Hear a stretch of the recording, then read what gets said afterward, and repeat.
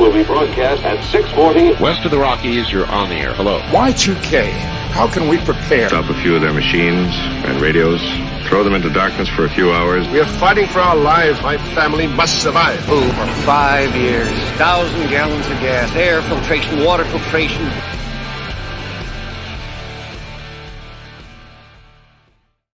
Coming at you from the frozen tundra that is East Central Alberta, Canada, streaming live on YouTube, Facebook, Twitter, Twitch, Telegram, Rumble, and Odyssey.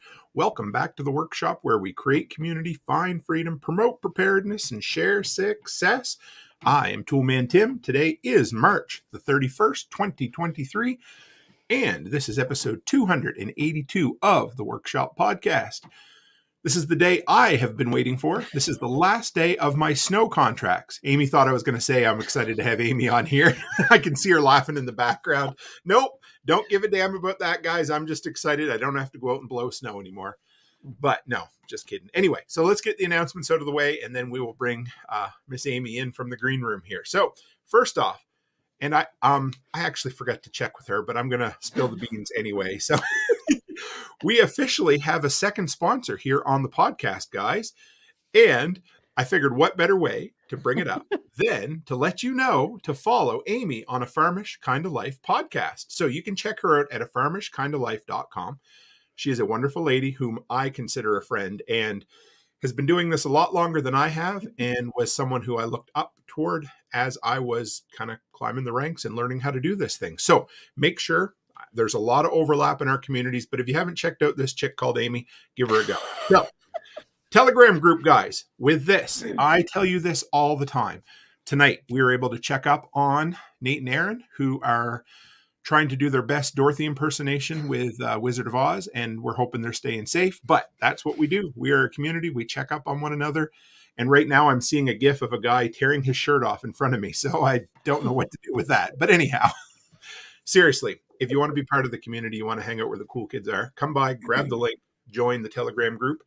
And finally, the Thrivalist Fair in Addy, Washington, May 28th and 29th. I will be there speaking. I think I'm speaking 4 times over 2 days. $50 for the whole weekend. Come by. If you're within a day's drive, I'm a day's drive, so I'm going. And May 28th, that Saturday night, we have one of the fire pits booked, and we are going to have a workshop get-together. It's going to be a lot of fun. So finally, today's tool is the deluxe 34-piece tire plug kit. I use it all the time. It's like $17 on Amazon. Links in the description. Anything you guys pick up supports the workshop. So with that, let's bring on, I always want to call you Miss Dingman. It's Mrs. Dingman, but it is. How are you, ma'am? I'm great. How are you? Not bad at all. So excited to have you on here. I thought, it's been about 6 months, and I looked it up, and I'm like, God damn, it's been 14 months since you've been on here. Time flies when you're having fun, right?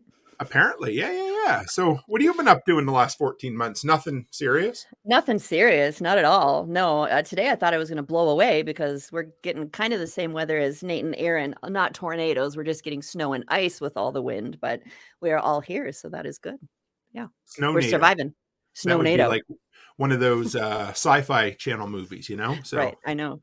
Oh, somebody's waving madly at you. Hello. Joker Cleese. Joker Cleese. I can't even pronounce people who come from my community. They've been in here every night on the live stream, and I pronounce their name wrong every single time. So Joker Cleese. Yes. And we got Chuck Peoples in here. Good to have you. He's from Appalachia, not Appalachia. That's right. Yes. In case you're wondering. So good to have everyone.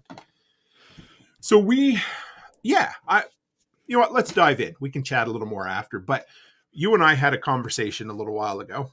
It just kind of, we were chatting, and then I'm like, hey, if you're not busy, do you want to come by and talk about this out loud with other people around?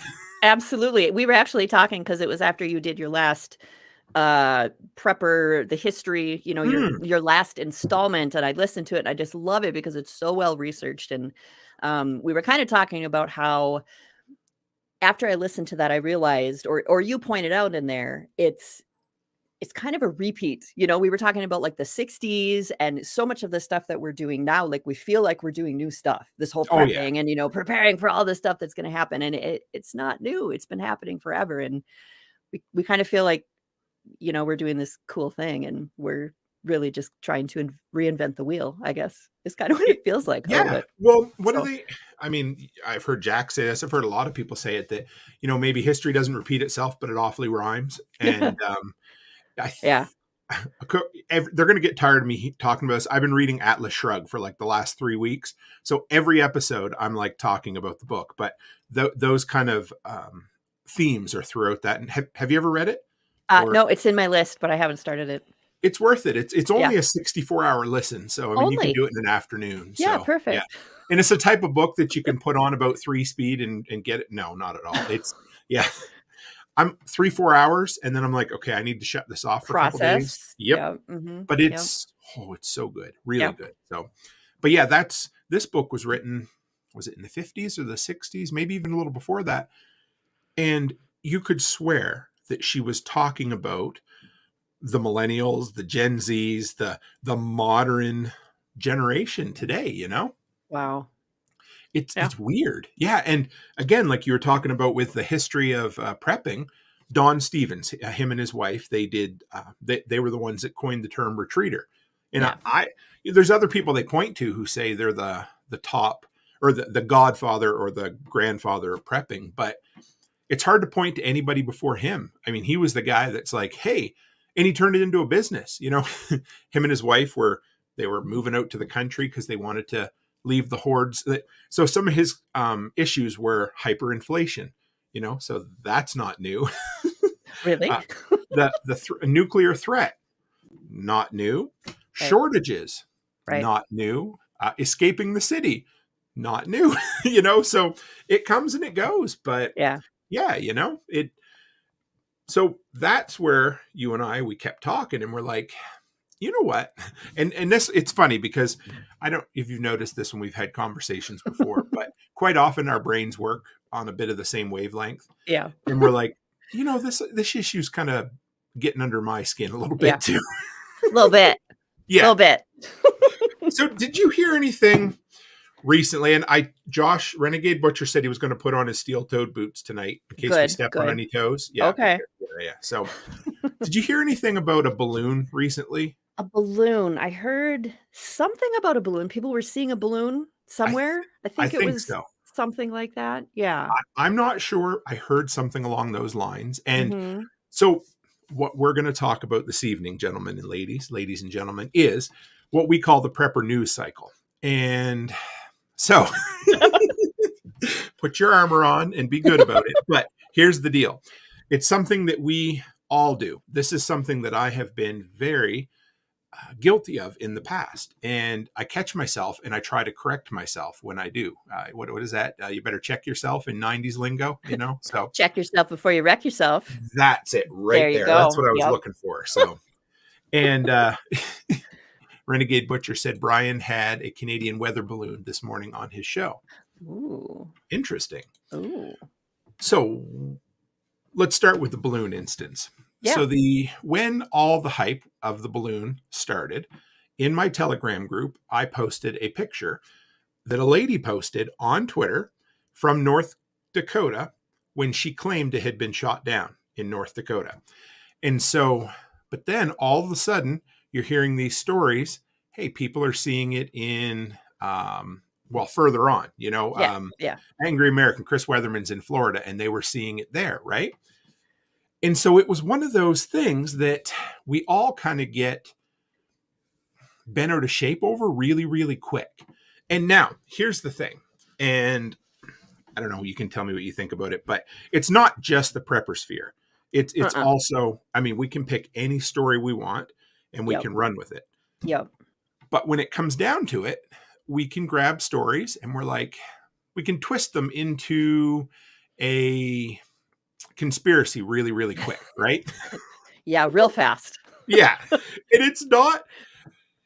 Well, let's back up. Let's talk about the chicken feed one. How about that one? That's low hanging fruit. So it really is. Yeah. I hope John Dowie hears this because he's so when that first one came out, and this is a fun one, and I'm like, okay, I don't want to be a dick about it because it's not that bad. But when the chicken feed story came out, and everybody's like, where do you buy your chicken feed? and anybody who said I buy it from where was it? I heard Tractor Supply. That's it. I always forget Yep. because we don't have Tractor Supply in Canada because of metric, that kind of thing. So right. And so everybody's like, it's been tested, it's full of something, it's causing the chickens to die or turn into frogs or lizard people. Not lay eggs at all. Eggs. That's why they're not laying, because they put the stuff in the feed, y'all. That's why they stopped laying. But then what was it? Why were other people's chickens not laying if they didn't shop at Tractor Supply? Then what's the conspiracy? It's everywhere. I know. That's what it is. So Letty's completely on the right track. She's on the right track with this one. So we'll deal with that one in a minute. But so Erin says she fed chickens poison all winter and they laid normally. Now, I'm not saying that shit doesn't happen and weird things don't happen behind the scenes sometimes. Right. But what do they say? Don't attribute to malice what you can attribute to ignorance, or what is caused by ignorance. So in other words, it's just something that happens. It's not necessarily a great big friggin' conspiracy. Right. So anyway, John Dowie, I thought he was it was a really interesting thing, because he basically goes on Facebook and he's like, all right, folks, whoever's out there hollering about the chicken feed, he's like, you're idiots. And I'm like, only in John Dowie's way, right? So, and I love John, and I'm like, I don't think I could do that. So I really appreciate you for that. Because do we all remember when Jack used to talk about writing news stories in a journal, and 1 year later go back and look at it and you're like, something my panties were in a twisted knot all over. And now all of a sudden it just doesn't matter anymore, right? Either it doesn't matter, or you don't even remember that it was a thing. You look back, you're like, this is what we were talking about? And it was such a big deal when it was happening. And now I didn't remember that happened. I remember the last election, I had so many people that were messaging me, if so-and-so gets elected, this is what's going to happen. And if so-and-so gets elected, this is what's going to happen or not happen. And so you have to do all this stuff because, the shit is going to hit the fan and all this stuff is going to happen. And I wish I would have kept that list, because I remember some of the stuff that was on it, but I cannot find the list. But to look back and just to be able to say to those people, this is the stuff you were saying was going to happen. And it never had, it was never a thing. And it was such a big thing when you were talking about it. And then use that going forward when we get really excited about stuff that's in the news and, oh my gosh, think back to, remember when you said this, remember when everybody was up in arms about this. We might be dealing with the same situation, We have short memories, right? Yeah. So when I come on, I was on Nicole's podcast a while ago, and she was like, hey, Tim, tell me about your biggest failures in entrepreneurship. And I'm like, I can't, because I don't remember, because that's what happens. Right. You forget about the failures and you move on to the successes, right? Right. And that's also the same with, I always I point at this poor guy, I don't know his name, but he wrote a book in 1988, 88 Reasons Why the Rapture Will Happen in 88. And so he doubled down, and next year he wrote 89 Reasons Why It'll Happen in 89. That's commitment. Yes, he committed. And as far as I know, he is still an evangelical prophet to this day. So we have short memories, the people who tell these stories, and also the people who hear these stories, right? Yeah, right. So, we're going to beat all around this tonight, but I think it's something we have to talk about, right? I don't want to be apologetic about it, but it is, because, so for me, I wanted to first admit to the couple that I kind of fell for really quick.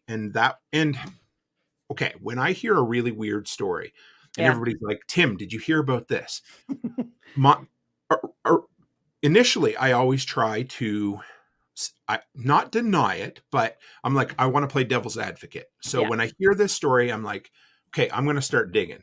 And I'm going to see, okay, well, what's the mainstream news saying? What's the alternative news saying? And then one of my favorite things to do is I'll go on Facebook or Twitter and look for local posts, because that is usually where you find the true happenings, or at least maybe a feel for what's happening.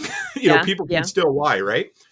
So this one with a lady, she posts this picture of it was like almost like a chemtrail or a trail coming. That's a whole nother thing to talk anyway. But a smoke trail coming down, and it really looked like they'd shot something out of the sky. And it was an up-to-date post, but it turned out it was an old picture, right? Mm. So, Yeah. and I fell for it. So I Yeah. shared it in the Telegram group, and I'm like, oh shit, guys, that's not true. It's not. And what was the other one? I put an asterisk next to the 2 so I could remember, because I've only ever been wrong twice. So Awesome. yeah. Yes. The other one was, I asked you this earlier. You don't remember the Mylar bags, do you? I don't. I bet Aaron does, because we had a long talk about it in the Telegram group. Maybe 6 or 16 months ago. I can't remember anyway. It was in the Telegram group. We have short memories. Yes, there was a story that came out, and it was coming from some of the alternative sources, and it was Amazon's banning all Mylar bags. They're taking all, and it rubbed me as disingenuous. I didn't think it was real, right? So then I dig into it, and I do there, Renegade Butcher remembers the Mylar scare. See, like 4 months ago. Oh, wow. Yeah. Pepperidge Farms remembers, or anybody who likes Family Guy. So, and it was, and I held off on it for a little while, and I'm like, this seems like this might be the real deal. So I shared it, and then either Amazon backtracked, or it really wasn't nearly as bad as they had originally thought. And so everybody gets their panties in a knot again, and they're like, well, shit, what are we going to do for Mylar bags? Well, first off, Uline has them. Everybody has them, but because Amazon, we all worry, right? Right. And it turned out it was something they were doing with translucent packaging for drug trade and that sort of thing. It had nothing to do with any of the silver bags or anything like that. But that night, if you go back and look on some of the prepper channels I follow, one guy I love, Iridium, I can't remember what his, he does like tons of gear reviews. He did a special video just on Amazon pulling Mylar bags from it. Oh, wow. So we all fell for it. Yeah. So yeah, do you remember any recently that have popped up at all? Or I'll keep bringing some more up here for you. But the one that I guess was talked about most in my communities was the whole chicken feed thing, and it almost makes me wonder, because it was such a big thing. Oh my gosh, it's the chicken feed, and that's why the chickens aren't laying, even though it's winter, even though they normally slow down in the winter, and what I started to wonder was, is it because so many new people got into chickens that now, okay, we have that first year where now they're going to slow down because it's winter, because there's less light, because of whatever, that time of year? Is that what started the whole thing? Oh my gosh, my chickens aren't laying. What's going on? And then somebody suggests, oh, I think it's the feed, and it's from Tractor Supply. And things spread so quickly now. And it's so hard to figure out where that, like rabbit trail grows. And, it's just, and like you were saying about the balloon, right. That's the other thing. It's because technology is so advanced, and because it's so easy to pull an old picture that people aren't going to know and change it just a little bit. It's so hard to know now. Is this actually a recent post? Is this actually real? Is this actually, the person who's posting it, is this actually their thing? It's so hard to tell that now. And that's what makes it, so hard to figure out what is true, what is real, what is, It is. And so Brian Alexovich and I had a conversation this morning about that exact thing, because and again, I'm not here to fearmonger at all. I'm trying to do the opposite. But AI, I love, like Chat GPT. Have you used it at all? Love. Oh my God. Love. Anyway, he tells me that Bing is even better. Bing has their own. So really? I didn't know this, but Chat GPT is basically a snapshot of the internet around 2020 or 2021. So it doesn't have real up-to-date stuff. At least that's what we were talking about. Okay. But Bing uses the internet live, and it'll cite its sources for you. So so it's I love it. Yeah. But the other side of it is, we're going to have some real deep fake videos and pictures, audio that what do we do? Right. I don't know. And when it comes down to it, most times the simplest answer is probably what it is, or the simplest solution to it, right? Like you said, it was probably a lot of new people who were new into chickens who didn't realize, wow, my chickens stopped laying eggs. It's not the chemicals in the water making the frogs gay. It's just I wish I could do Right. an Alex Jones voice, guys, because somebody up here said something about it, and I Yeah. had to bring it up for him. But yeah, and Haas says it's climate change. There's a whole nother issue that we can skirt around. There's so many things. Mhm. This is going to be an all-nighter. Oh yeah, no, it's fun. So where is it? Renegade Butcher already had it here, and I lost it already. We'll bring it back up in a minute. But he was talking about the latest one that we're on today, the one that I just mentioned to you about Oh, yes. canceling TikTok. So Yeah. we'll get to that one in a little bit. So last summer, okay, actually, I'm going to slide back because I've noticed this trend for a lot of years anyway. And when I was not a kid, but a teenager, CNN was a thing, and it was always on at my house, and it was the summer of kidnappings. Isn't that a fun thing? Not the summer of love, not the summer of, hey, get out and can some food or get a job. It was the summer of Kidnappings. Yes. Yeah. And I remember that summer. I remember it very, very well because every time I turned on the news, it was, hey, guess what? Another little kid was kidnapped. Right. So that whole summer, I was thinking, Jesus, this is crazy. How insane. So 3-4 years later, when I really learned about the internet, I'm like, you know what? I'm going to look. I remember that year. And I look it up, and overall kidnappings were actually down that year. Yeah. Yeah, my husband and I will often talk about how people will say the world is so unsafe right now. So unsafe. Everything is horrible. You know, you walk outside, you're going to get mugged, you're going to get killed, you're going to get taken, you're going to get, that has always happened. It has always been a thing. It's not more, it's not less. It's just you hear about it more now, and we can, talk about it forever, and our theories, and how do we fix it, and blah blah blah, and then politicize both sides of it. But crime has always been a thing. It's always, man, if you go back in history and you can actually look at, find the stuff that happened, you're like, what? That happened in 1885? What? That happened in 1903? Oh my God. It's things that shouldn't, we were like, no, that stuff. Right. Yeah. Right. Humans were much more civilized in the Middle Ages. Absolutely. Yes. They certainly didn't brick people up inside of walls and let them starve to death, or cover them in honey and put them out in boats until the flies ate them. I mean, only in movies. Yes, that's true. It's just for the movies. And it, I'm not going there. So yeah, but no, it's true. I mean, Becky they took the Jack the Ripper tour. That was 100 years ago. And she sent me a little video, and the guy's talking about it. He once 2 slashes across the lady's head and almost took her neck right off.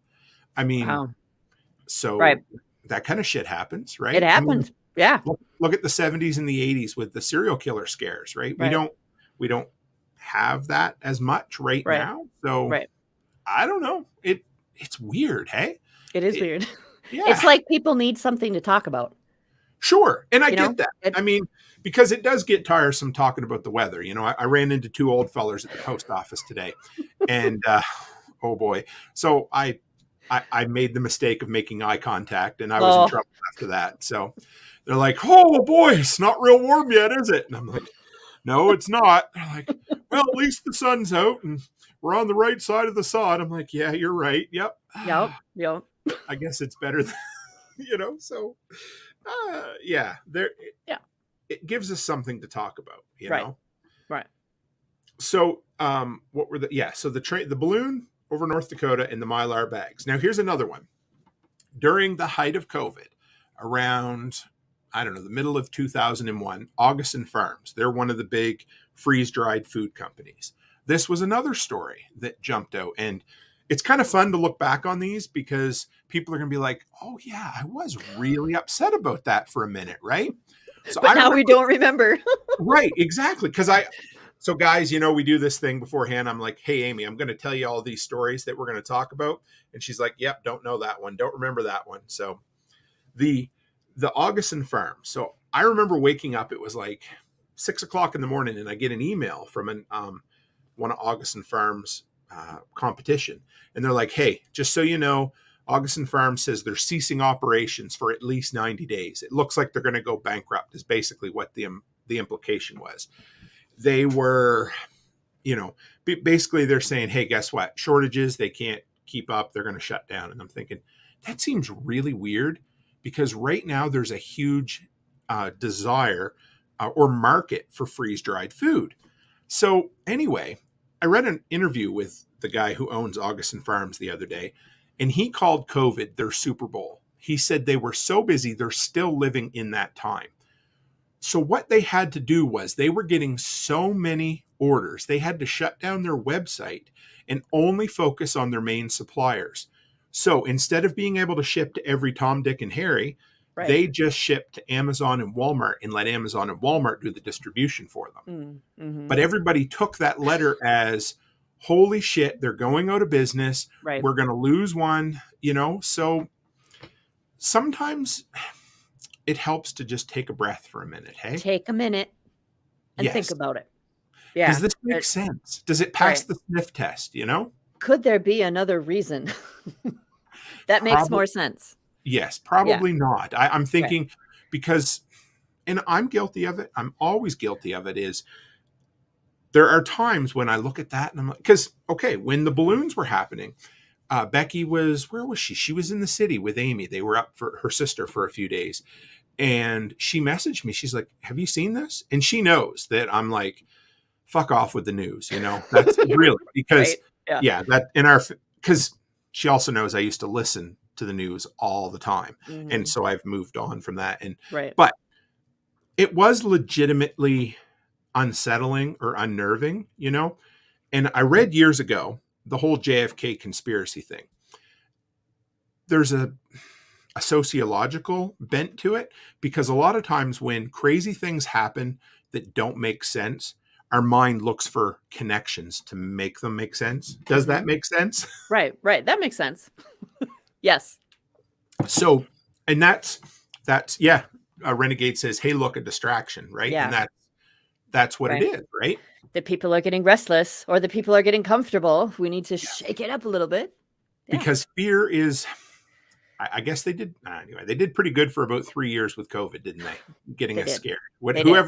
Here we are. I'm like, we're not going to talk about conspiracies yet. I'm using that 4-letter word, they. So that's what it comes down to, right? Yeah. So, and you know what, Renegade, I didn't have that in my notes, but confirmation bias is a really big thing.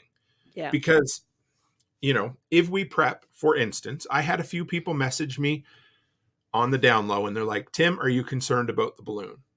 Because nukes, EMPs, surveillance, whatever it is, right? And I said, I don't give a shit. I can't do anything about it.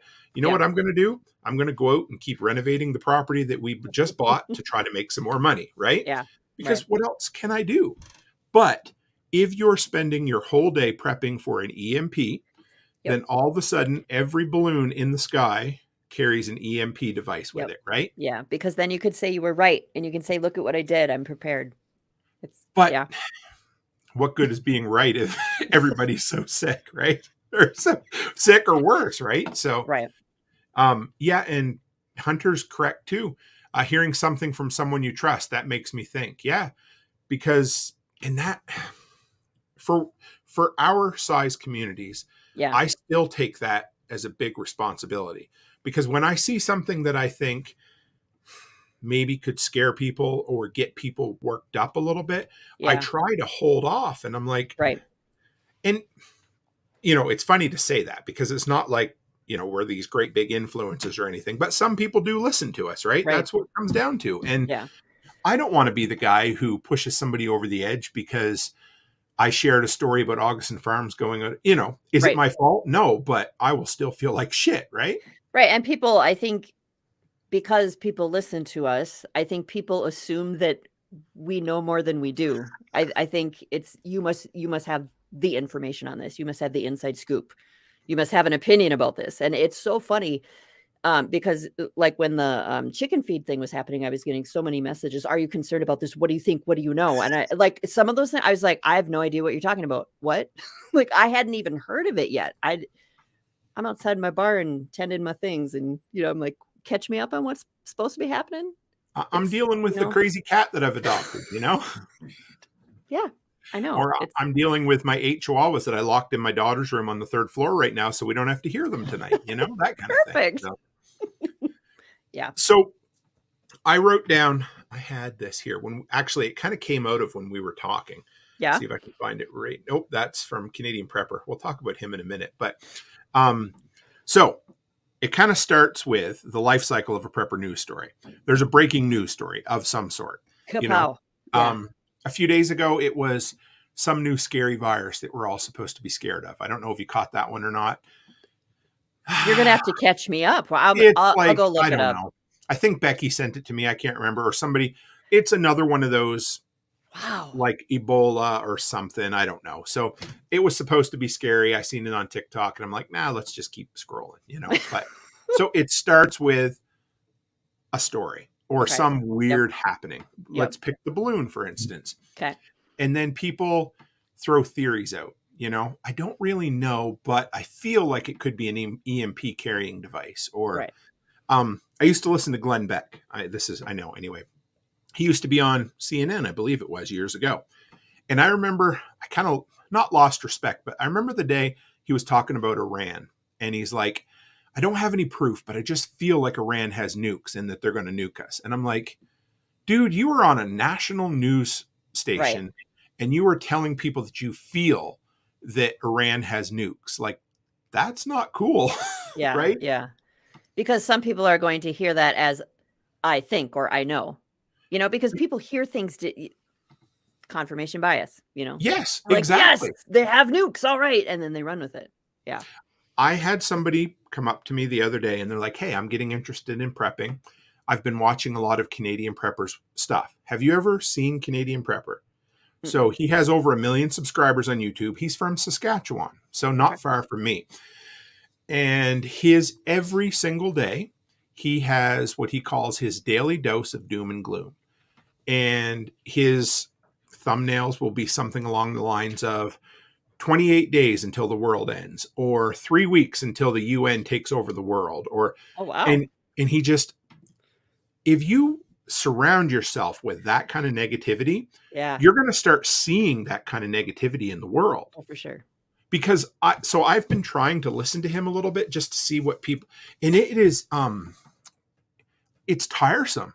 Like it absolutely breaks you. It beats you up in your brain because you're hearing this, and every day it's, well, I was talking to some security expert who says for sure Russia's going to send a nuke in 90 days, or, you know, it's always just far enough out that, do you know what I mean?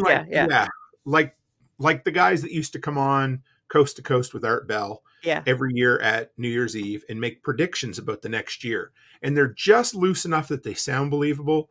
So, yeah. Well, and the crazy thing about, and I've never watched Canadian Prepper or whoever. No, you got the idea though. He's but the really sad thing is if that's how people come to prepping, like if that's people's introduction, wow. Because, and what, you know, almost everyone comes to prepping out of fear of something. Right. That's kind of normal. You know, for me, it was Y2K at first, right? I was like, oh shit, I'm a little nervous. It didn't stick, but that's what got me into it. But the problem is when whatever that issue of fear, when it passes and it doesn't happen, then you feel let down or betrayed or cheated. And then you're like, well, I guess I don't need to prep anymore. Right. So the other day when I was listening to, Atlas Shrugged, she was talking about the thing that keeps people moving every single day is a purpose. And I always said that fear is a good short-term motivator, but I think purpose is a good long-term motivator. Yeah.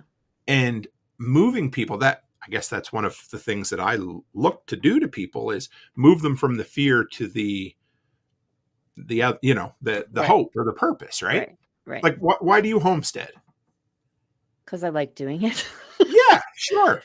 Because it's really good food, because it makes me feel like I'm doing something that matters for my family and for, But you don't wake up every morning and you're like, well, I guess the bomb's going to go up today, so I guess homesteading's a good thing, right? Right. It's a purpose. It's a hobby. It's probably gives you a good enjoyment in life. You know? Yeah. And that to me, that's kind of what it comes down to is stepping a little bit away from that fear a bit, you know? Right. Well, and I think it's interesting because, we talk about when you're prepping, it should be for those things that are most most likely going to happen, right? So Right. here it'd be the snowstorm and the ice storm that's going on outside right now, and you can't get to the grocery store for how many days or, whatever, like those things. But I feel like there's certain people in the community or certain communities out there where that's not exciting enough to prep for. It's got to be something kapow, there's got to be this big, whatever you want to call it, just dramatic or. It has to be. So do you remember Doomsday Preppers when that show came out? Yes. Yeah. So Rick and Jane, I love them. They're people I consider friends. They're the ones that run Prepper Camp. And so they were on that show years ago. And they told me that when you go on the show, they basically tell you have to have a reason to be prepping. So they were, I think it was societal collapse or EMP or something, right? So I was talking to a company today about a sponsorship. And the lady looked at me and she's like, can you tell me a little bit about like the bomb shelter bunker mentality of preppers? And I'm like, well, here's the deal. I'm not one of those. I said this, if you think that's what you're going to get from talking to me, we might as well end now because, is a bomb shelter cool? Sure. But I prep for losing a job or getting sick or, a fire or extreme cold, things that actually are going to happen. Right. Yeah. And so, and like you said, everybody wants that sexy thing. And then when they have that one sexy thing, they're always looking for it. Right. Yeah. What is it when you buy a beige vehicle, all of a sudden every vehicle on the road looks beige? Yes. And you notice it, right? And exactly. Aaron says, I create enough of my own doom and gloom. I don't need news telling me that too. Like, can you imagine? You know what? There's very few people in the prepper sphere that I tear down, but could you imagine every single day doing a report called Your Daily Dose of Doom and Gloom? That you have to look for the doom and gloom then. Like that's the thing. You have to ignore all the good things that are happening or all the, positive moving forward. You've got to go out and look for that thing that you can fill that segment with. That's a very interesting way to live. Nate says ham radio is dying. It's another good one. Sure. Because again, that's what you make of it, right? Right. Yeah. I mean, are there a lot of old people in ham radio that are going to pass away? Sure, there are. But there's also a lot of younger people and interesting people who are going to hopefully take that mantle and do something different with it. Yeah. You got a guy like Nate who every time he mentions ham radio, we have to take a drink, or Evan Dixon from Ham Radio Made Easy. Those are two guys that I would consider young. My kids wouldn't consider them young, but that's just because they're dicks. But, well, I was the girl who went and took the ham radio test and I had the blue hair. So that's right. And you passed, right? I passed. And there were, I would say most of the people that were taking the test that day were around my age, my husband's age. So that's cool. I don't think it's dying. No. Nate says he heard 100. Oops, that's the wrong one. 100 people on various repeaters tonight. I think it's, everything niche, right? Where go back a little bit here. Letty Lou said, didn't we have a chat in Telegram recently about how AM radio is not a thing in the new electric vehicles? I actually touched on it in one of my episodes because it is a thing, mainly because they don't want to engineer the vehicles to be able to do it. But again, that's something I don't know, new technology comes in. Sometimes we lose the old technology. But Renegade says 20 years of ham and I'm not dead yet. He's not quite dead yet. Not quite. So you see a balloon. Yeah. Everybody loses their collective ever-loving minds. Yeah. Then all of a sudden, everybody comes out with a theory, whether it's an EMP carrier. I went back. I had to. I looked back. It's only been a month, and some of the comments were incredible. It's only been a month. 6 weeks maybe. It was like but February still. 15th. Yeah. Oh, wow. Okay. It seems like 40 years ago. It does. It does. And then the next one that I see, and this happens, I'm just going to call it out, in our community. So-and-so will message you and they're like, listen, I have a brother or an uncle or a friend who knows a guy who works in intelligence. Yep. And he says there's a pretty good chance that this could be maybe an EMP. And so they take that they run with it, right? Yep. Yeah. Because all they hear is those 3 little letters and it scares the shit out of them. And I know what it's like. You get scared. And so you focus on it. You're like, well, shit, what the fuck do I do? Right. not much. You can't really. Right. With What are you going to do? Yeah. You're not going to do anything. And that's kind of where it goes, right? So you see a story, people go nuts, they make a theory behind it. Then somebody knows a guy who does something. Yeah. And then something I've noticed a lot lately is, I inserted this one, but insert random, not too well-known theory from the 90s here. So somebody will go and they'll find the most obscure conspiracy theory from some IRC chat room in 1992. Yes. And they'll be like, see, that's See? exactly that. It proves it, right? Because right there. Always. I hope I'm not. Yeah. And then it all turns out to be either a floating plastic bag or a Boy Scouts ham radio project. Yeah. Mm-hmm. Yeah. Mm-hmm. So what a letdown. Because I was really expecting it to be I remember when COVID happened and a lot of people were like, I didn't think the apocalypse would be this boring, This is true. Because we want that big sexy thing, right? Yeah. We can have our apocalypse outfit and all of our, we're ready for it. I don't know. My apocalypse outfit will be a lot like I wear to Walmart, just not pajama pants most days, but because at one point there was 5 or 6 balloons, depending on the stories you heard. Yep. They were being shot down left, right, and center. All the time. And we were pretty sure they were all of Chinese origin. Now, absolutely. I did quite a bit of digging earlier today just to see where we ended up. And it looks like, of course, we know the first one was some sort of Chinese device, whether it was a weather balloon or an air current, whatever, or it was a surveillance device, which, you know what, to be honest, I'll probably say I think it probably was, because it's something they just keep pushing out there and they're like, hey, we'll just see what we can do. So then, and I told Becky this after the first one and all the other ones started popping up. I'm like, I think they tightened the net and they're just finding a bunch of bullshit in the sky that they never knew was there before. And that's really what it turned out to be. Yeah. They're like, do you ever remember when you used to be able to, the old computer monitors, if they'd be a little bit out of sync, you could turn the button and all of a sudden the picture would come in clear? Sure. I think somebody did that with their monitor at NORAD. And they're like, oh, what is that? There's something there. Yes, we better go shoot it down with $1.5 million missile. Yeah. And so from the best of what I can hear, at least one of those seems like it was a missing amateur radio satellite that a little group set up in the sky. Mm-hmm. And then a couple other ones, Cam and Kobe from Casual Preppers, they had the actual radio from the cockpit, and it sounded like it was about the size of a football. So, and they attempted to shoot it and they missed it the first time and they hit it the second time and they couldn't find the debris. No wonder you couldn't, because it was probably somebody's wedding balloon that they let go on their first anniversary. And it was one of them shiny helium balloons, right? Oh, geez. So here I go on my rants, right? But Haas says lots of people will do that. Like in my area, they talk about fire prepping when a big one hits. But as soon as it passes, they never do anything. Then the next fire hits, and then they talk about it again. Mm-hmm. Same reason that you can buy really nice generators for half price on Facebook Marketplace 3 days after a hurricane. Yeah. Because we panic and we're like, let me throw money at something so it makes it go away, right? Because it makes me feel better. Yes. Yeah. Yeah.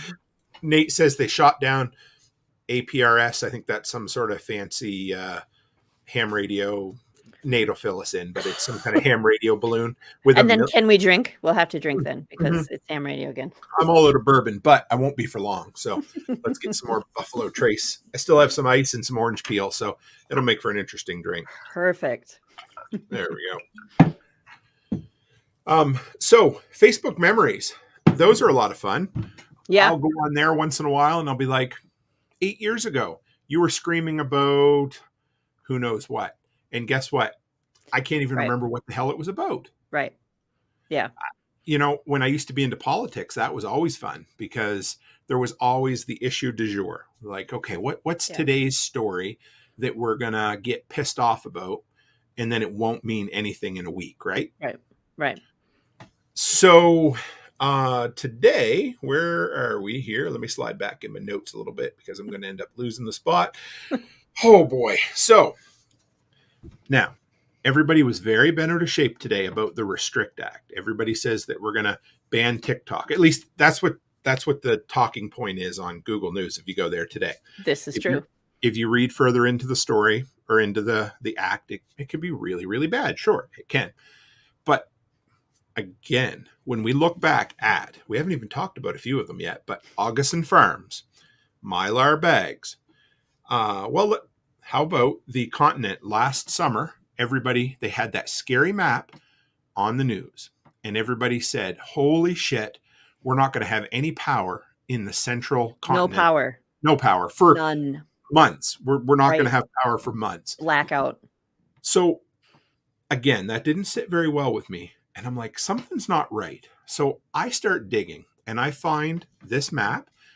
Turns out they issue that map every single year. No. And I know. It's incredible.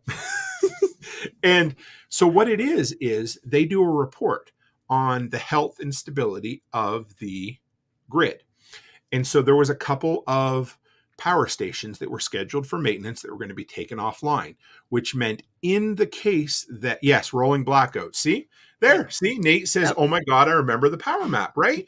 So it's fun to laugh at this and carry on about it because hopefully it'll all stick into all of our brains, because I did an episode on what to do in case rolling blackouts happen. But what I did was I took a deep dive into that map because every year they do the report. And it was somewhere in the ballpark of the chances of rolling blackouts were about 5% higher in 2022 than they were in 2021. 5%. 5%. But the map had this beautifully painted red strip all the way down the middle of the continent. And so it played really well on CNN.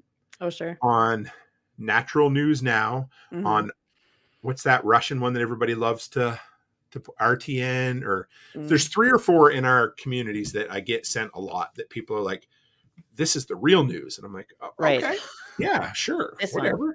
Yeah. Okay. I'm good with it, but we didn't have them. There were a few blackouts. Now that doesn't mean don't prep for them on occasion, but don't lose your shit over it and go spend more money than you have, or better yet, don't spend more brain power on it than you need to, right? More attention than you need to. Yeah. Right. Because you're a get shit doner, right? Yeah. Doers are better than don'ters, right? So when it comes down to it, what good does it do to focus on any one of these stories? Right. Because what can you do about it? That's not much. One of the banks, they were talking about the banks, the banks were going under. That was, I don't even think that was on our list. Yes. I just thought about that now. I had people who were messaging me, make sure you take money out of the bank and make sure. I'm like, I got chicks in the incubator. Like, right. This has not, like, I don't know how this affects me. And now we're not talking about it anymore. We moved on. Moved on. So it's so crazy how everything is such a big deal and then not a big deal at all. Then it disappears. It's like jack it up to 11 Yeah. And then move on, right? And so much of this stuff, it's like, but what can you do about it? You can't. There's nothing I can do. But you almost are made to feel bad that you don't care and that you're not freaking out about it, because if you're not freaking out about it, then you're an asshole. I don't know. You're not a good prepper. No, I get it. You're not a good prepper. Yeah. Yes. So, I mean, it's the same as if you're not an entrepreneur and you're not on keto. And let me see, what else can I pick? If you're not a homesteader who posts to Instagram, then you're not really doing it, right? You're not really doing it. No. You know what? I just want you to be fucking free. That's all I want. 100%. I want you to do whatever the fuck you want to do.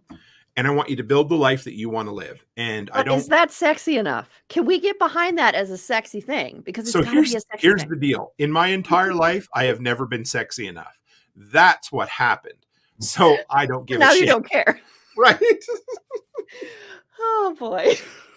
Well, the Renegade Butcher is going to have some really good clips out of tonight's episode. Yes. Yes. Tori says she's currently in her car in the driveway, listening, watching, and hiding from the noisy kids and dogs. Perfect. I'm doing the same thing, except my dogs are hiding upstairs. So, so we did massive blackouts, which didn't happen. No. We were supposed to have the winter of discontent in Europe, which didn't affect us a whole lot. They had it a little tighter there, but they didn't run out of natural gas. They didn't. Right. They didn't run out of food. They weren't eating their firstborn or boiling their dogs. So they did good, because here's the thing. I'm an optimistic realist. So typically humans can find a solution for problems, right? Generally. So, I think so.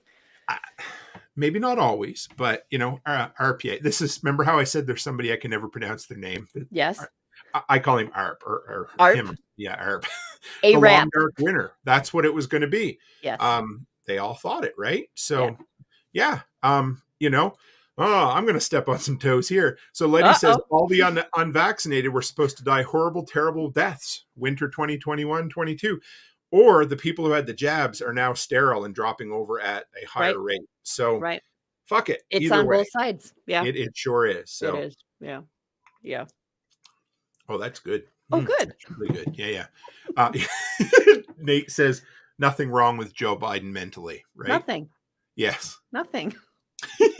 How do you pronounce that again? Jokerles? Jokercles, like Hercules. Oh, Jokercles said, found my headphones and I'm currently annoying my family with random outbursts of laughter.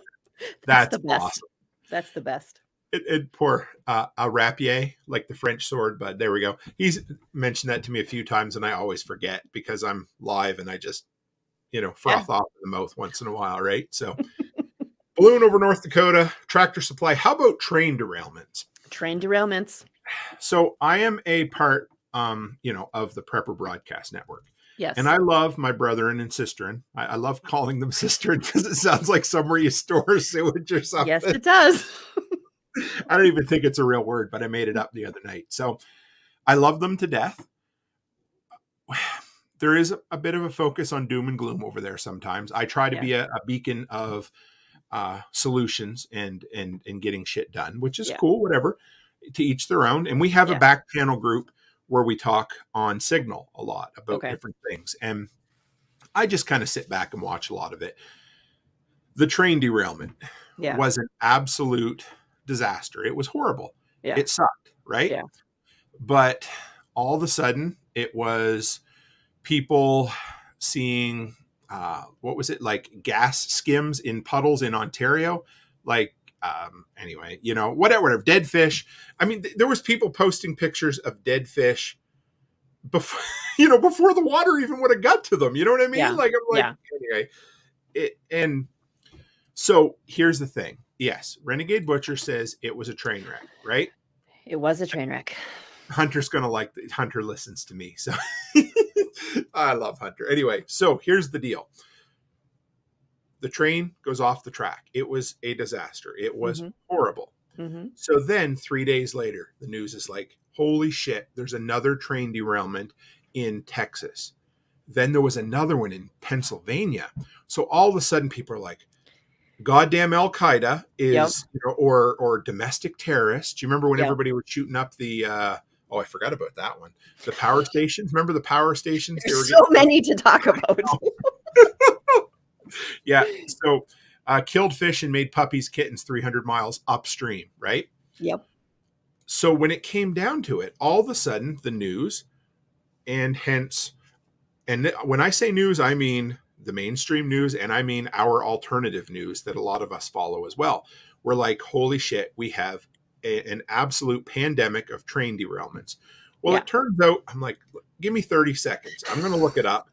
So on average in the US, I'm going to, how about you guess? How many train derailments are in the United States in 365 days on average? Oh gosh, I have no idea. Just no guess. Idea.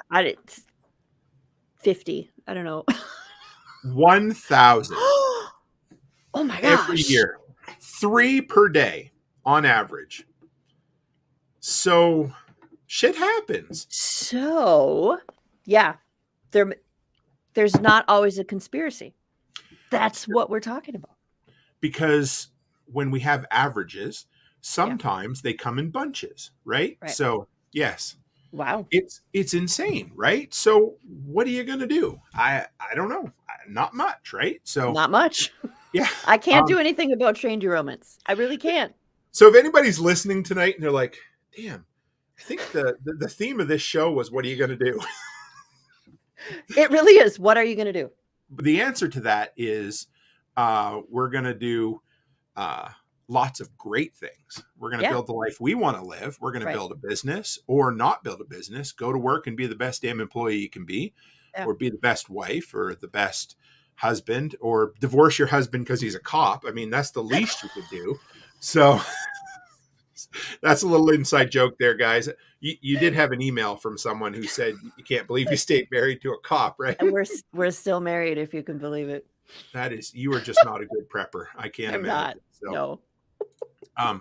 Letty Lou says, just because you're paranoid doesn't mean they're not out to get you. You know, it could be possible, or it could, could just be that bad things happen, and they do. They always have, forever and ever. It's life. I'm just gonna throw it out there. I don't necessarily think that there's somebody with, marionette strings pulling all the strings. I just think that evil people tend toward power, or people who want more power, and then they just do selfish, shitty things when they get in power. Yeah. And I just think they're just bad. That's all it is, right? So I don't know if that's sexy enough. You really need to work on this. You know what? I will give Claus to be a sexier story. What's his name? Claus, the International Monetary Fund, Klaus Schwartz, or Klaus, whatever his name is. Somebody will fill me in there. He's the one he's the one that picks the president and tells them what to do. And, so I think it's chemtrails. I think that does it really. And climate change. Climate change. Yes. Yes. So let's throw this out there, since we're talking about climate change. Let's. Fear really fucking sucks. Yeah. And so sometimes we joke in our Telegram group, somebody will be like, oh, those lazy millennials, or those lazy, can't really make fun of millennials anymore because they're fucking 40. But how about the Gen Zs? They're like, oh, they don't want to work. They just want to play on their phone. Well, I'm kind of optimistic about those kids. I think there's enough go-getters in there.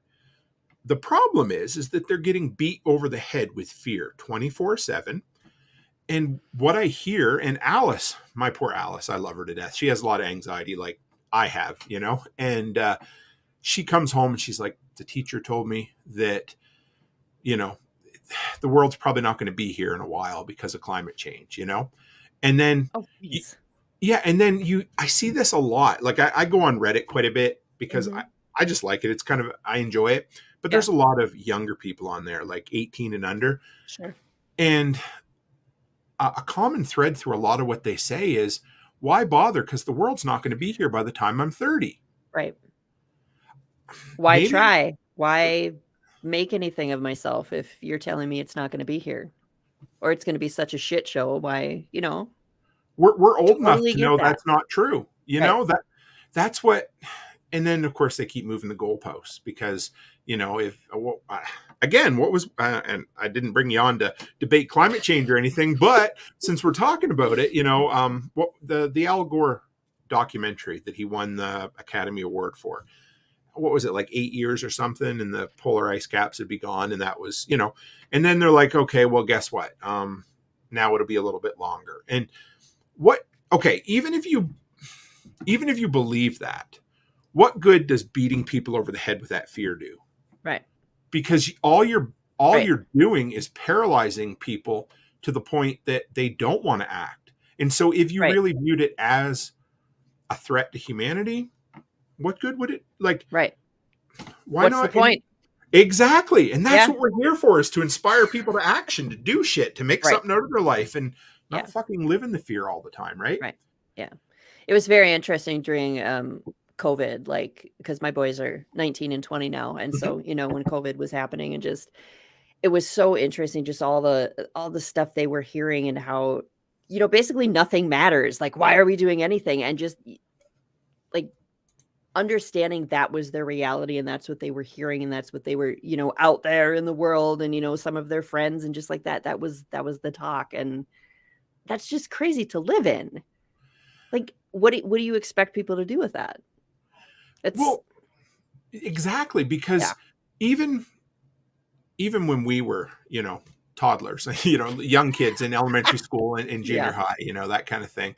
Yeah. What they might have been talking about peak oil, or they might have been talking about the ozone layer, but it was never the thing that was always pushed. It was never the driving force behind all of it. And it was never the thing that's like, hey, guess what? There's really no point, right? Right. Yeah, I don't remember ever feeling like, what's the point of doing anything because it's all going to be gone. I never. And we're Gen X. We should have. We were the ones who didn't give a shit, don't care. I'm not going to shower. I'm going to rip my jeans, and I'm not going to get a job or work for the man because my damn parents did that. Yep. And I ain't going to be no stuffed suit. And and now we're old people yelling at clouds. But we also have the experience to know that I've lived through Y2K, 9/11. Remember the Mayan, when the Mayan world was going to end in 2012, 2008 bank collapse. There was that little thing that started in March 2020. All that shit. And we're still here. Yeah. See, Jinx, you owe me a drink. So there it is. Perfect. Yeah, exactly. When I was in Tennessee last year, actually, I think I might have been driving between Tennessee and North Carolina going to prepper camp. I was listening to a podcast that will remain nameless, but it wasn't necessarily somebody attached to our community, but maybe just out on the fringes. And they were talking about September 24th, 2022, and how they were pretty concerned about that date. And they had heard that maybe the world wasn't going to end, but some really nasty shit was going to happen. And I thought, how can you have a very big platform to talk about something like that, and you're going to say that you have a feeling that September 24th is going to be a bad day because QAnon said it, or 4chan, or whatever. And it was all based on, from what I can tell, a misspoken sentence from a guy at a European news conference. Because instead of saying February 24th when the war started, he said September 24th by mistake. And so everybody took that as a Freudian slip or whatever. Yeah. And so I'm like, how do you base, again, it's like, I don't have any proof, but I just have a feeling that something really bad is going to happen on September 24th, Right. That's scary, right? It is scary. And I think people, I think we think people are like us and will listen to us like how we intend our words to be taken. But I think you have to realize people are not always the way you think. They don't hear what you're saying the way you always intend it to be heard. And so, man, especially if you have a really big platform, you have to be so careful what you say, because you say something and half your followers hear it a different way, and then they go and talk and they're freaking out about it. You have a responsibility when you have a microphone. And I mean, we have, what do they say? We have the freedom of speech, but it's probably not a good idea to stand in the movie theater and holler fire, right? Yeah. Yeah. And Alex Jones, for instance, the dude, I might think he's an absolute crackpot, but he can say whatever he wants. But guess what? When you claim that little kids didn't get killed at Sandy Hook, you're going to get fucking sued, right? That's what it comes down to. And, I don't know if the dude's been right or wrong. All I can think about is how he says the goddamn frogs are going to get gay. To me, it doesn't. Yeah. Yes. When you become a caricature of yourself. Yeah. And sometimes I think, we might as well talk about this a little bit too. Sometimes I think that, and I hope this never happens to me, I really do, and I'll do my damnedest not to let it happen. But as people grow and as they get popular, and they become celebrity, and this is and you've probably seen this on YouTube as well. It's kind of like the algorithm. So what works for you, you do more of it, right? Yep. And so it worked, and you're like, oh well, if I push it just a little more, it'll work all the better. And then if I push it a little bit more did you ever watch The Simpsons? Yeah. Yeah. So Flanders in the first couple of seasons was just kind of your churchy church guy, right? Yeah. And as the seasons went on, he got almost to be a caricature of himself, like this insane over the top religious guy. Sure. So sociologists have a term for it. They call it the Flanderization. I can never pronounce it. In other words, somebody in a TV show is expected to act a certain way. And once they become pigeonholed or typecast, they have to get more and more extreme to get there. And so a guy like Canadian Prepper, whom I'm sure Nate, that's his name, is a really good dude. And I'd love to have him on the show to talk about his story sometime. I think that maybe is what happened with him. Oh, sure. Alex Jones, I think is probably the same thing. And I'm going to put it out there that a lot of people got their bread buttered over COVID. They had a ton of people come to them and they're like, whatever you think of the conspiracy or the non-conspiracy, there was a lot of people interested in fear and prepping at that time. Yeah.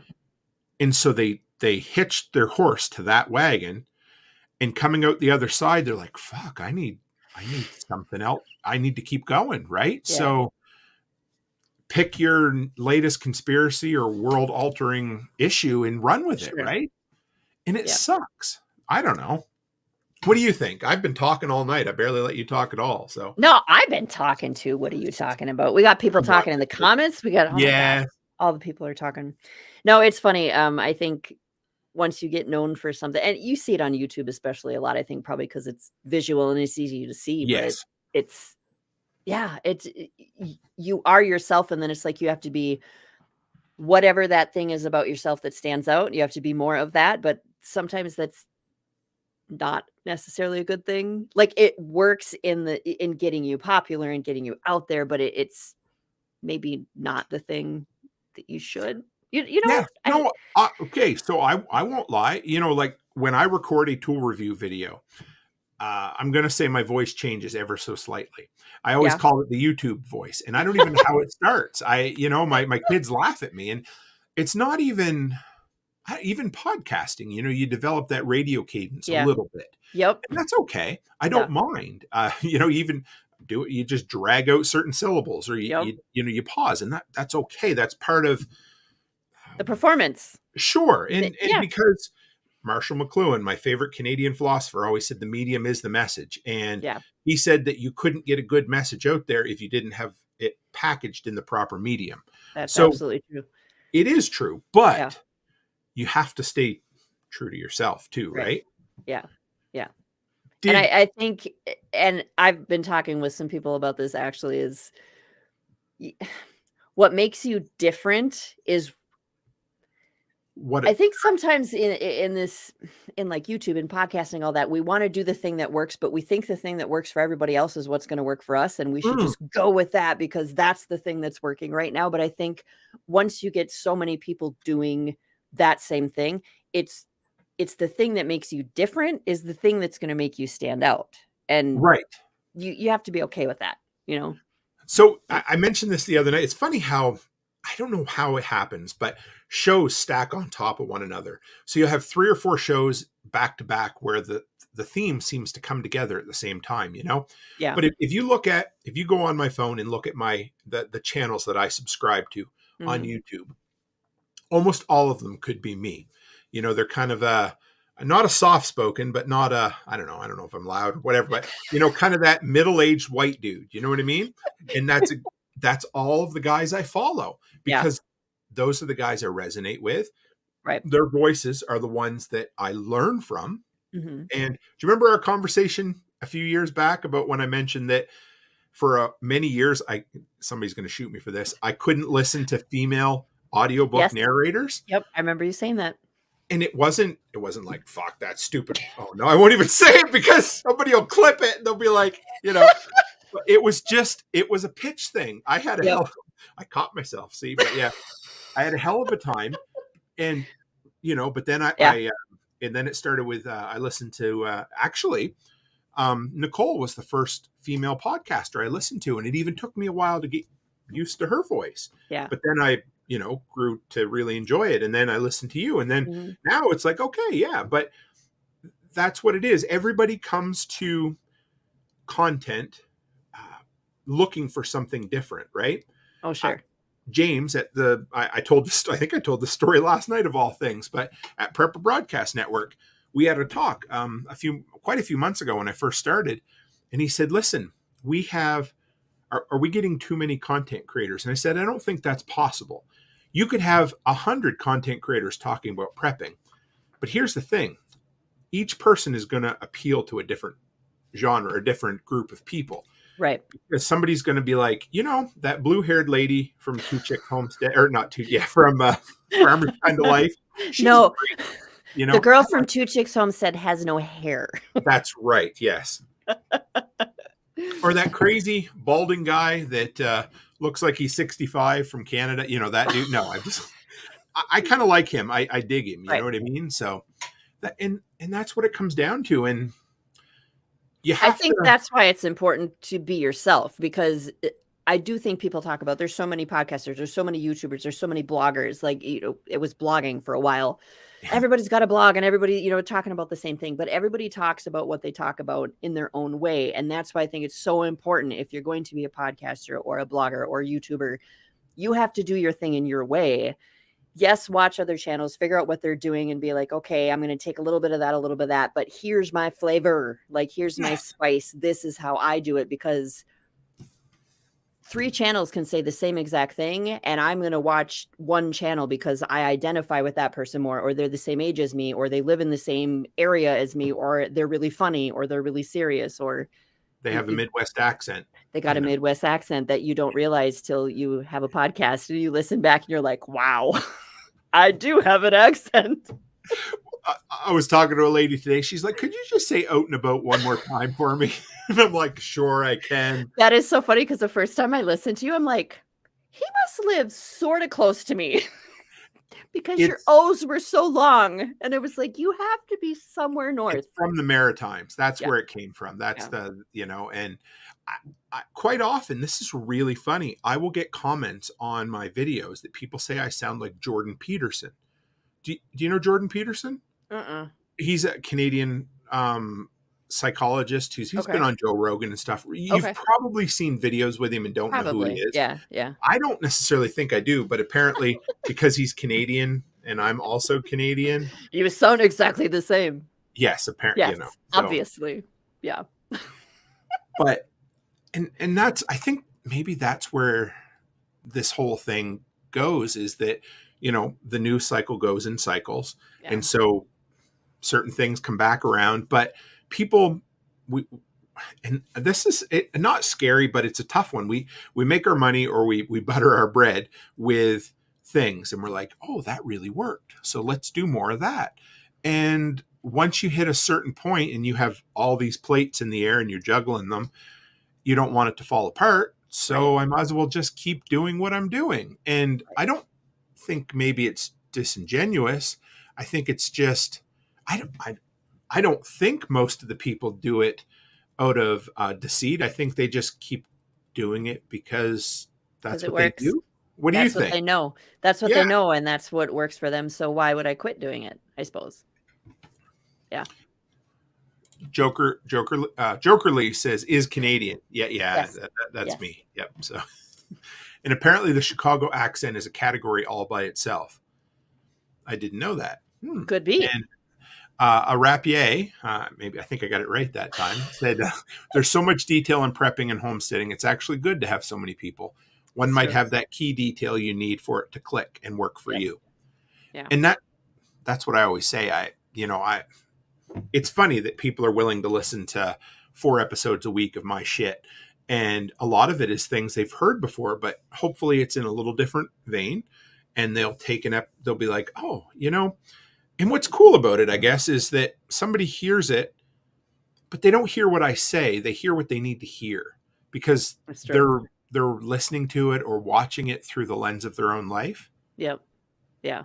Do you ever have that happen? Yeah. And they're looking for a certain thing. Maybe they don't know what they're looking for, but they listen to whatever episode and they're like, yeah, that's what I needed to hear.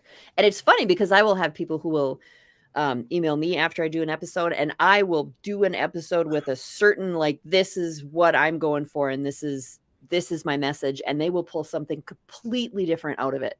But it works, but that's what they were looking for, and that's what they needed to hear. So, yeah. I'm going to read this one out loud because that makes me smile. Aaron, I love you so much. What a wonderful woman. But she says, I can listen to Jack say something and you say the same thing and it comes off better from you, Tim. So, there you go. Gold because star. Everybody hears things. And I'll bet you some people are like, that fucking Canadian, he doesn't know what he's talking about. What a poser. And then they'll be like, but that hippie duck farmer from Texas, he's got his shit together. We all need different things, right? We do. Absolutely. Yeah. But yeah, I don't know. Where does one, so when you read something and you're like, your bullshit detector goes off. Yeah. What do you do? I say, wait a minute. My husband was actually showing me a story the other night. He's like, did you see this? And I'm like, no. So he showed it to me and I looked and I'm like, Doesn't pass the sniff test. I don't know. And because it's so easy to fake things, it's so easy to change things, tweak things. I feel like nowadays, especially, it's so important to, whenever you hear anything, just take a minute. How long is a minute? Like, longer than a minute. A day, maybe? Yeah, like, and maybe do your research or talk to other people or just let it sit, because after you let it sit for a little bit, then you're like, wait a second, there could be another reason. Maybe there's another reason that the chickens aren't laying. Maybe there's another reason that so many people are suddenly talking about the chickens not laying. Maybe it's that there's a lot of people who are new to chickens. And this is like really weird. All of a sudden that they're like, wait a second, my chickens were laying and now they're not. What's happening? I mean, and I don't know, like you said, I'm not saying there couldn't be people out there messing with the food. Right. Like that could happen, but not everything is a conspiracy.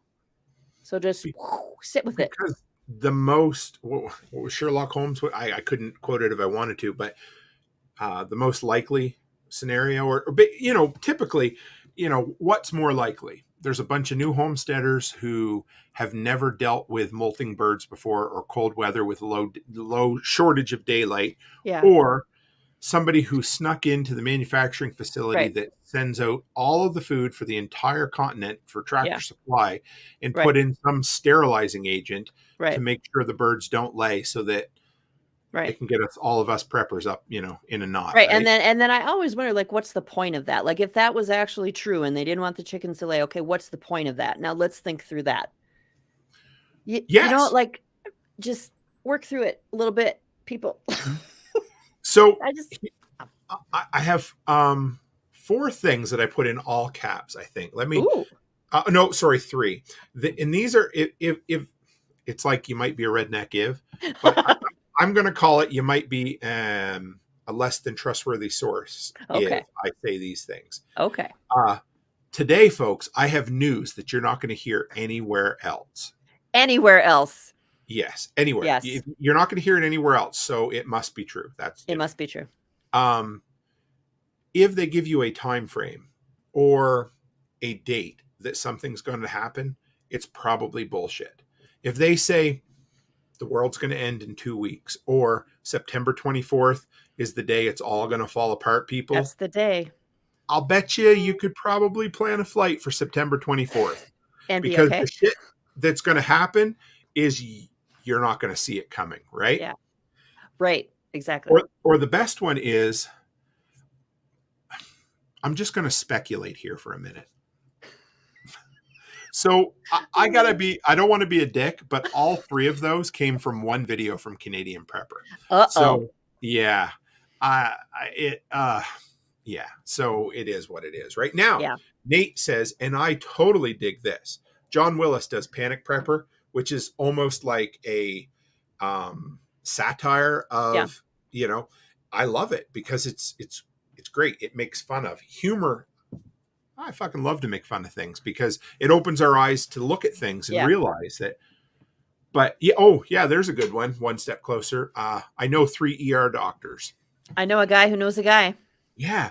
I was talking to my uncle the other day, and he said he Yep. knows a guy who works with DARPA, and he said we're in trouble. It's like, Yeah. no, you don't. You know what it really is you read an article on the internet and you want confirmation bias, so you're talking to me so that I'll hopefully say it's probably true, right? Right. So Right. those are three things that people do say that if they say them, and pay attention to the words that people use in between the important stuff, like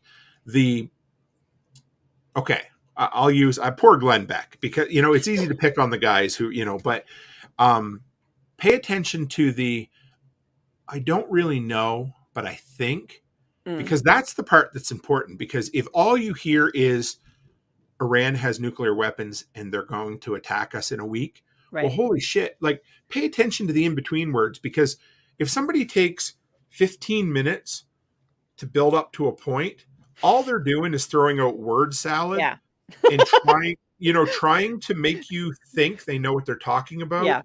Yeah. They're basically trying to shut your brain off. Flat earthers are really good at this. They'll talk and talk and talk and talk and talk to be like, it's not gravity, it's buoyancy, and you're like, just fuck off. I'm sorry, that one's stupid. Yeah. So there's a good one.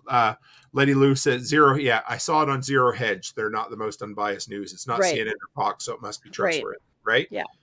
That's another Obviously. one. Right? This is a good one. Joker Lee says you can't believe everything you read on the internet. And that was attributed to Abraham Lincoln. Absolutely. Yes.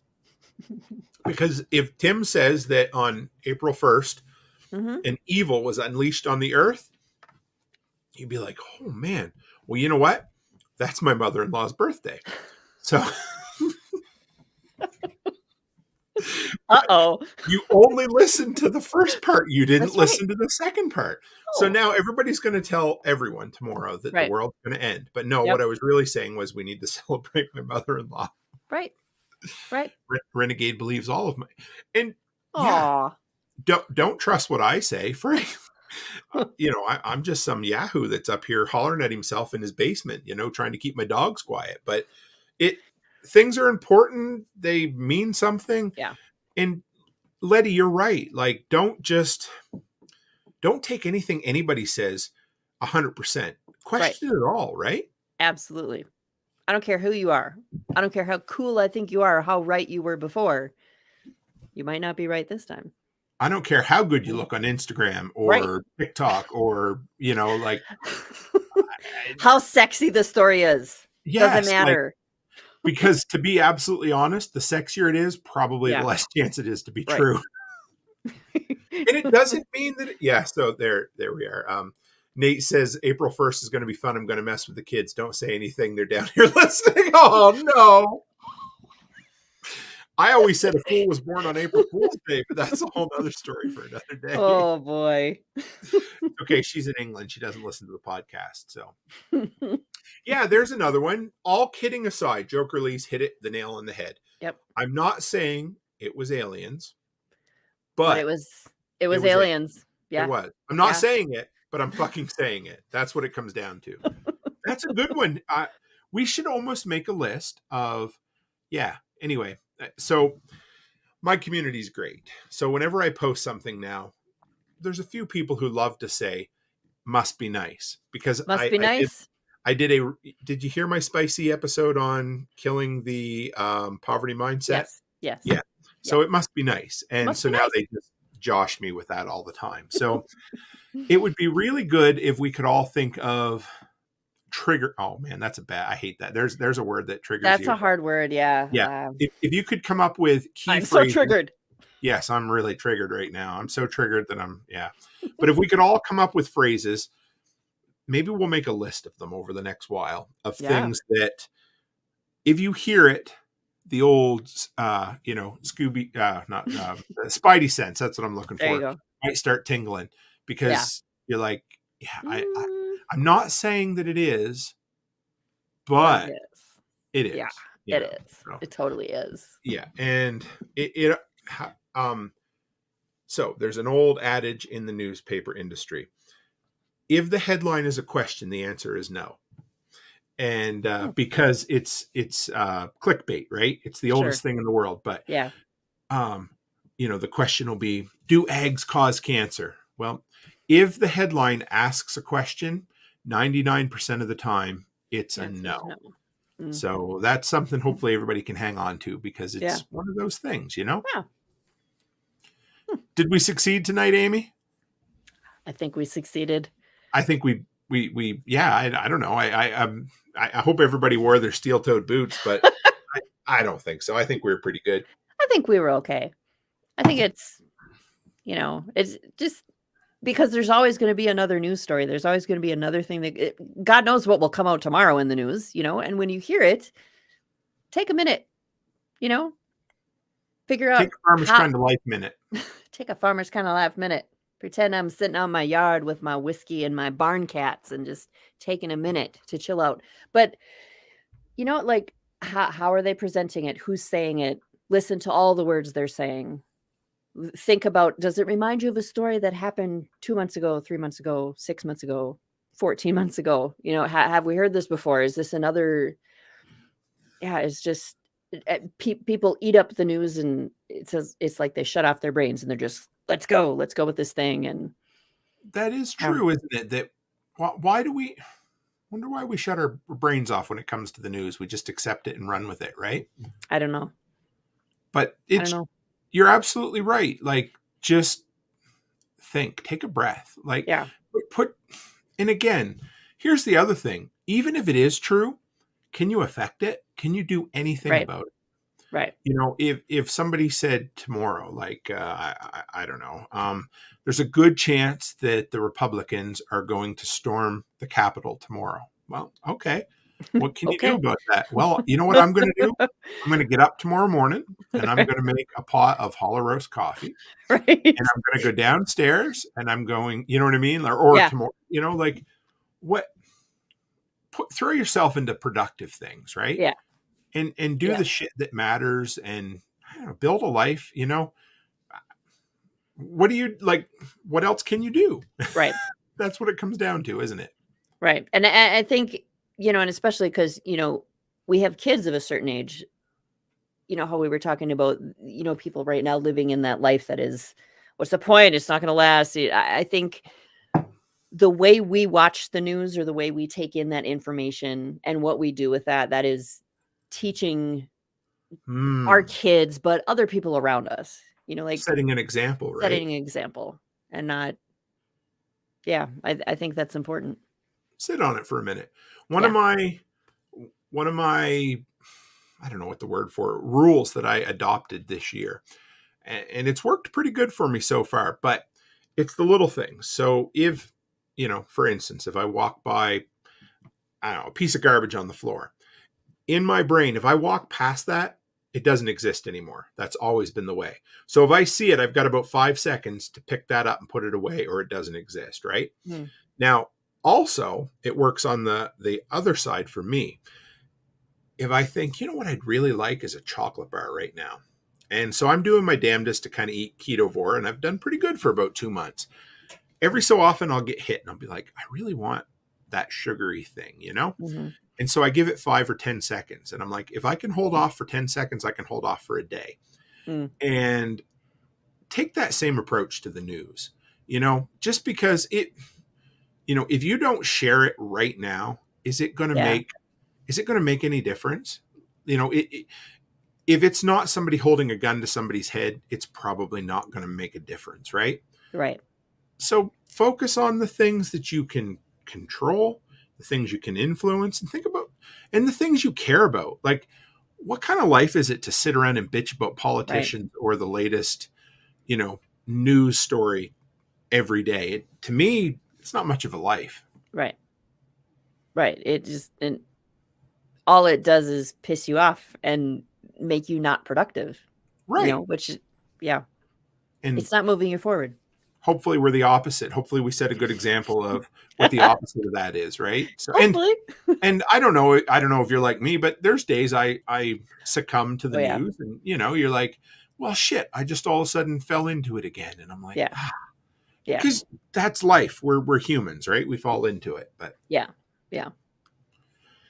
Well, Mrs. Dingman, how do people find you if they want to find you? Make sure you plug the hell out of your stuff so that, for the 3 people who don't know who you are, they can come and follow you. I am at farmishkindoflife.com.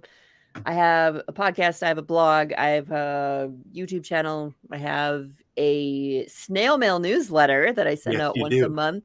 And so that's super fun.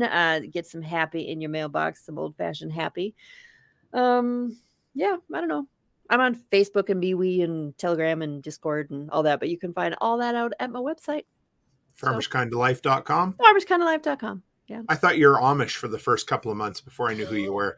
I was like, Farmish? What? I am definitely not Amish. No. When I first moved to the farm, people used to call me Wanamish because I said I want to be Amish. You're a wannabe Amish. Wanamish, but yeah, we changed that to Farmish. So a farmishkindoflife.com. I like it. And I always want to spell it kinda, like Kinda, but it's kind of, right? Kind of, yes. Yeah. Yep. It rolls Amish with a lisp, Renegade Butcher says. So yeah. Thanks for coming by, Amy. This was fun. We'll have to do it. We can't wait 14 months to do it again. We will not do that. Are you okay to hang around for just a second? Absolutely. Yep. I'll close up and I'll be right back with you. Guys, I hope you enjoyed that. Amy is somebody who I consider a friend. We actually got to meet in person last year at LFTN, and it was great. And this was a topic that was on the top of mind for both of us. It's funny, when we got talking, it was something that was important. So I hope you enjoyed it. I hope we all take something from it. I hope we all, I don't know. I hope I personally think twice before I share another news story that's like, well, shit, that seems like one of those things. Because a lot of times it really is. So let it be. Sit on it for a day. And if it's still important, deal with it, right? So with that, guys, I appreciate you. As it stands right now, it looks like tomorrow and Sunday is going to be pre-recorded Ramblings from the Road episodes because I don't think I'll be back in time to do a live stream Sunday evening. So enjoy them both. Tomorrow will be about fear. Sunday will be about living an analog life in a digital world. And guys, as always, stay happy, stay healthy, and have a great week.